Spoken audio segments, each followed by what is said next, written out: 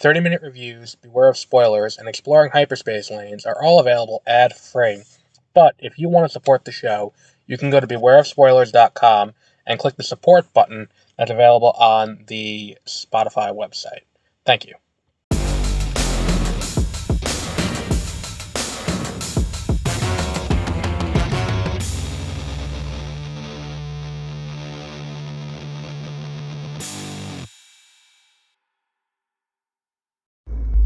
Good morning.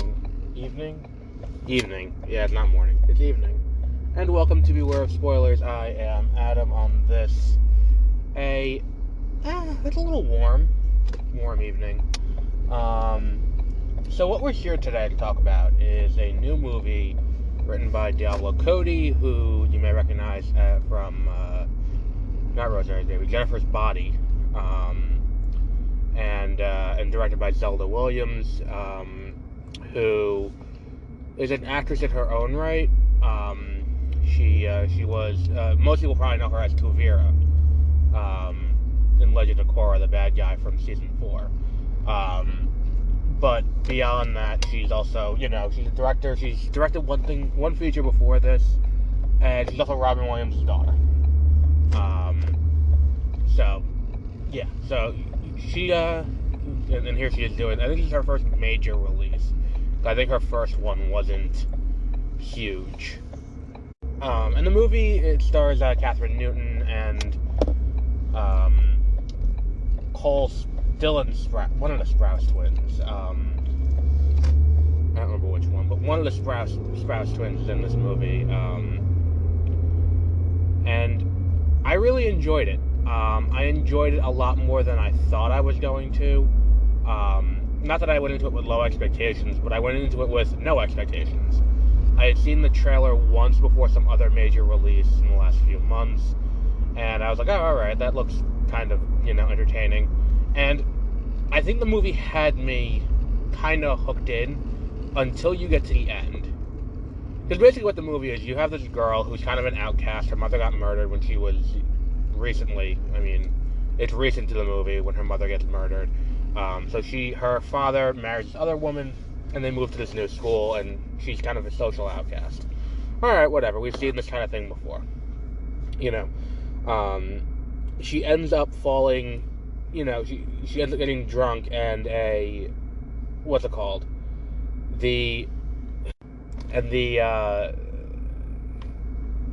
she gets high, the storm happens, and it causes a zombie to come back to life. Or a dead body to come back to life. And it's a zombie. That's the Sprouce twin who is present. And she becomes friends with the zombie. And then murders happen. So she ends up becoming an accessory to murder as this zombie tries to complete his body. And takes the parts off of various other people. And it's an interesting story. And I think that what works about it for, I would say, the first 2/3 is that the movie is concretely in kind of a fairy tale land. Like, we talk a lot about movies, we talk about horror movies using nightmare logic and dream logic and things like that, where it's like, this doesn't make sense if you try to apply normal logic to it. But in a world where, where this movie takes place, as long as it's working in where we're living in a fable, it does kind of work. The issue is, we get to the end of the movie, and people start acting human, which completely changes the dynamic. And it makes Lisa inherently, I don't want to say likable, I feel like likable is the wrong word, but by the time we get to the end of the movie and we have this scene where, the piece that the guy needs to reconstruct his body, the dead guy, the last piece he needs is a dick. Like, when we get to that point, and they, that's not what happens when they set out to do it, but he cuts off the guy's dick, and it's like, okay, cool, I get what you're going for here. The issue is, it's like, the issue becomes this turn at the end completely changes the movie fundamentally from there on out, because then we have her with the sister who is traumatized, obviously, because a zombie walked into a room with an axe and cut off the guy she was just, the guy she was just with, dick, and it all happens in front of her, and it's like, yeah, that's a traumatic thing, and the girl is acting traumatized because it's a traumatic thing to witness, and for her sister to be an accessory to that, it's kind of weird. Once you start trying to ascribe actual human reactions to these kind of things, it starts getting a little off track. Because earlier in the movie, where we have all these weird things, it starts to feel weird. Now, the other issue is the movie could have done something cool where it takes the fact that no one else has seen the zombie besides her, and they could have played with that idea a little bit, which I think would have worked a little bit better in this case. Like, had it not been... Like, that's the thing, is that it's like, when I think about it, I'm like, is the point they're trying to make with that the idea that, like, the zombie isn't real? The zombie doesn't actually exist, and the zombie's just all in her head. I don't think that's what they're going with, because I think it's like there's enough evidence to suggest the zombie does actually exist in the movie. Like, but I think if they went with something where it's like the zombie may or may not be real, that would have been a fundamentally interesting way to go about doing this. If you're going to ground it in at the end in reality. If you're not going to ground it into the end in reality, and you're just going to have it be the story of this romance between this girl and the zombie, I think that not having that ending with the traumatized sister, like, it makes the whole thing grounded in a realism that's like, I don't need that. And the same thing goes for when they define what year it is, like, when they're leading up to that. That was kind of the first little thing, because, like, up until that point, I'm like, is this supposed to be modern day, or she just got this real 80s aesthetic going, like, and it's like, we get to, at one point, it's like, it's 1989, people have sex out of wedlock all the time, and it's like, oh, so this is designed to be what's it called? Like, this is you're grounding this now in a time in a way that it wasn't before. Like, it's kind of like it's interesting that it goes that way. That said, I think that, like, Kathryn Newton, I think, continues to be one of the more versatile young. And this is the thing, is like, as I'm sitting here watching, so the trailer for a new movie with Jessie Buckley, it looks kind of funny. And I see that, and I'm like, oh, she's someone else who I think is like an up-and-coming star who's doing a lot of really interesting work. It's like when she's in a movie, I will show up for that movie. And I think Kathryn Newton is slowly becoming the same way. Because I did really enjoy her in Freaky, and she wasn't terrible in Quantumania. I'm trying to think what else I saw her in before this. She was in something else before Freaky. Oh, she was in Detective Pikachu. And she was like, she had an interesting performance in Detective Pikachu, which we talked about on this show when it came out. But, like, I think that it's one of those things where it's like she's getting room to try new things, and that's working. Dylan or Cole Sprouce, whichever one it is, I should have written it down, has a great opportunity to really do some great slapstick physical comedy, and it works so well. Carla Gugino is just great as the evil stepmother in this movie, and she's fantastic in it too. The sister does a great job of playing the woman who plays the girl who plays the sister did a great job too. I didn't write down her name. The sister's name is Teddy, I think, but she's really, she's fun when she's on screen, because it's like you get this idea of like what's it called? This idea of like